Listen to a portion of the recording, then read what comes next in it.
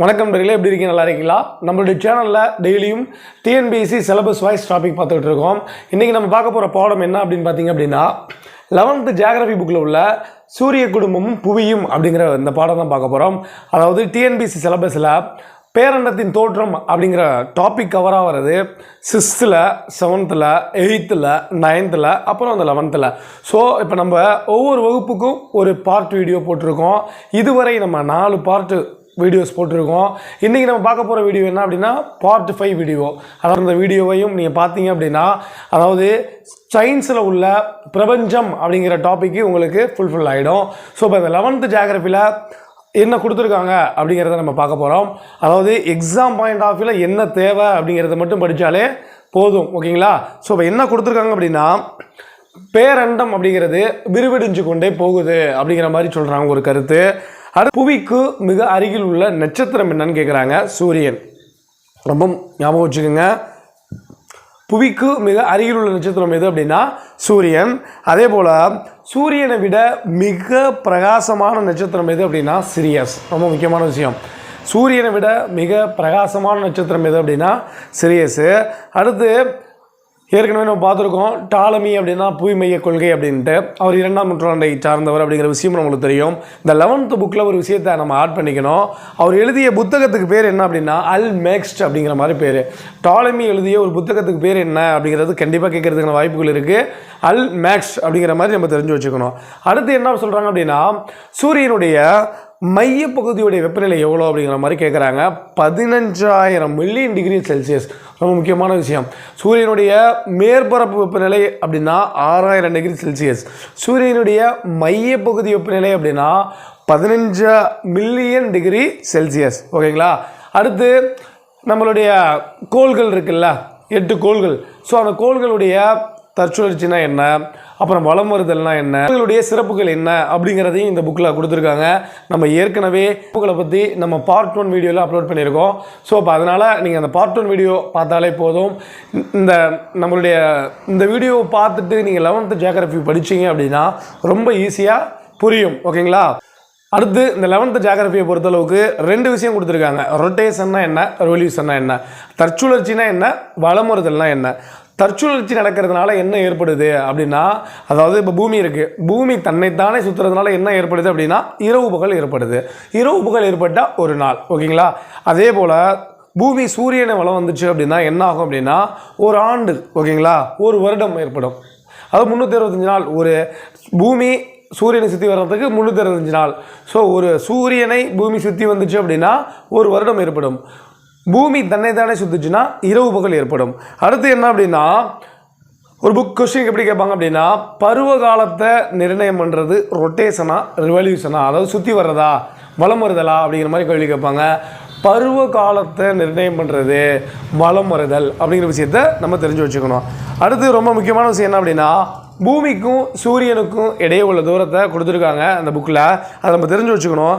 கிட்டத்தட்ட 147 million kilometre, ஓகேங்களா? 147 million kilometre.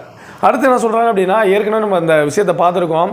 சம இரவு பகல், அதாவது ஒரு வருஷம் 364 நாளில் சம இரவு பகல் என்னைக்கு ஏற்படும் அப்படின்னா சம இரவு பகல் மார்ச் 21, செப்டம்பர் 23 அப்படிங்கிறத தெரிஞ்சு வச்சுக்கணும்.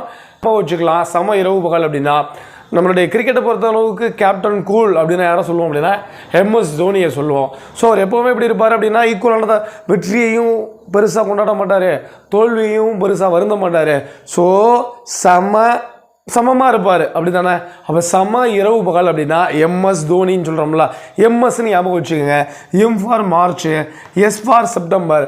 மார்ச் 21, செப்டம்பர் 23 சம இரவு பகல். அதே போல் நீண்ட பகல் என்னைக்கு இருக்கும் அப்படின்னு பார்த்தீங்க அப்படின்னா நீண்ட பகல் அப்படின்னா டிசம்பர் 22 நீண்ட பகல். நீண்ட பகல்னா அதே போல் நீண்ட இரவு அப்படின்னா ஜூன் 21, ஓகேங்களா? நீண்ட இரவு அப்படின்னா ஜூன் 21.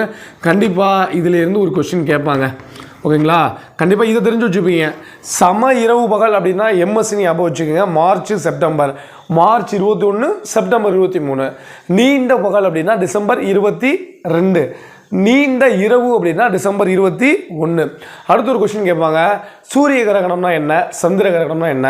சூரிய கிரகணம் ஏற்படும் போது என்ன நிகழ்வு ஏற்படும்? சூரிய கிரகணம் அப்படின்னா சூரியனுக்கும் பூமிக்கும் இடையில சந்திரன் வந்தால் அது சூரிய கிரகணம். ஓகேங்களா?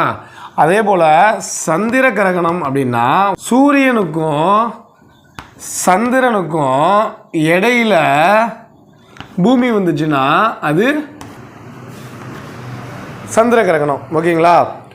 என்ன சொல்கிறாங்க அப்படின்னா, இப்போல்லாம் வந்து கால கடிகாரம், இப்போ நம்ம டைம் இருக்குது, இப்போ வாட்ச் கட்டியிருக்கோம். அதுக்கு முன்னாடி என்ன பண்ணாங்க நம்மளுடைய முன்னோர்கள் அப்படின்னா, சூரியன் எந்த திசையில் உதிக்குதோ எந்த இடத்துல வான் உச்சியில் உதிச்சா உருமலை அப்படிங்கிற மாதிரிலாம் நோட் பண்ணாங்க. ஃபஸ்ட்டு இப்போ நம்ம கட்டியிருக்கோம்ல வாட்ச், கடிகாரம் எப்போ கண்டுபிடிக்கப்பட்டது அப்படின்னா 1764. அதே போல் நம்மளுடைய பூமியை எத்தனை நேர மண்டலங்களாக பிரிச்சிருக்காங்க அப்படின்னா 24 நேர மண்டலங்களாக பிரிச்சிருக்காங்க. இந்த வேர்ல்டு அப்படிங்கிறது 360 டிகிரி அப்படிங்கிற மாதிரி சொல்லுவாங்க. எப்படின்னா இந்த உலகத்தை 360 டிகிரியாக பிரிச்சிருக்காங்க. இப்படி பார்க்கும்போது மொத்தம் எத்தனை நேர மண்டலங்கள்லாம் 24 நேர மண்டலம். கண்டிப்பாக எக்ஸாம்பிள் கேட்பான், ஒரு நேர மண்டலத்துக்கு எத்தனை பாகை அப்படின்னு பார்த்தீங்க அப்படின்னா 15 பாகை அப்படிங்கிற மாதிரி நம்மளுக்கு சொல்ல தெரியணும். அதே மாதிரி நம்மளுடைய வேர்ல்டில் கிழக்கு மேற்கா அதாவது இருக்கிறதுக்கு பேர் என்ன ரேகை பண்ண அச்சக்கோடுகள் அப்படிங்கிற மாதிரி பேர், வடக்கு தெற்கா இருக்கிறதுக்கு பேர் தீர்க்க ரேகை அப்படிங்கிற மாதிரி பேர். ஸோ இயல்புகள் அப்படிங்கிற டாப்பிக்கு நம்ம ஃபுல்ஃபில் பண்ணியாச்சு. இதை தாண்டி கேள்விகள் கேட்க முடியாது. இப்போ நம்ம பார்க்க போகிறது என்ன அப்படின்னா, இந்த பேரண்டத்தின் இயல்புகள் அப்படிங்கிற டாப்பிக்கு சமீபத்தில் நம்மளுடைய டிஎன்பிஎஸ்சி எக்ஸாமில் கேட்ட கேள்விகள் இந்த டாப்பிக்கில் என்ன அப்படிங்கிறத நம்ம பார்க்க போகிறோம். ஒரு செயற்கைக்கோள் பூமியை சுற்றி வருகிறது, புவியிலிருந்து அதன் சுற்றுப்பாதையின் தொலைவு அதிகரிக்கப்பட்டால் அப்படிங்கிற மாதிரி சொல்கிறாங்க.